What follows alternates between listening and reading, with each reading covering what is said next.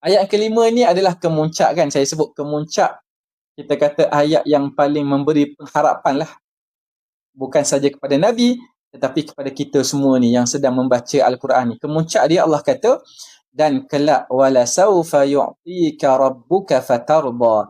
Dan kelak Tuhanmu pasti memberi kurniaannya kepadamu. Dan Allah ikat, ini poin yang besar, Allah ikat ni, fatarda. Lalu hati kamu menjadi puas. Kamu redha dengan pemberian Allah Ta'ala.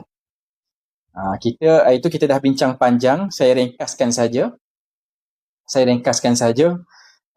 Berkenaan dengan ayat ni, macam mana Ustaz? Kami baca juga terjemahan ni, tapi tak rasa pun harapan kat mana tu.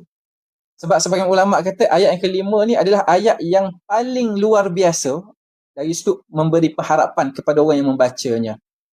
Iaitu Allah ikatkan kepada Nabi ni, Allah pujuk Nabi dengan Allah kata kelak Allah akan bagi kurniaan dia. Lalu Allah ikat kurniaan yang aku akan bagi ni adalah kamu akan jadi puas dengan kurniaan tu. Allah ikat begitu. Kan, sebenarnya penonton pun ada yang komen tadi kan, syurga Allah.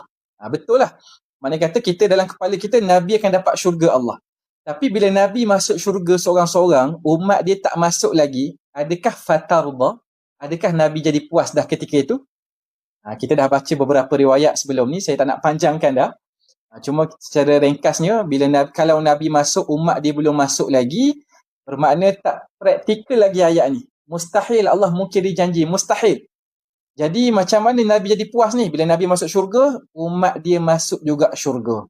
Bila umat dia masuk, barulah fatarda. Itu kurniaan yang menyebabkan hati Nabi jadi puas.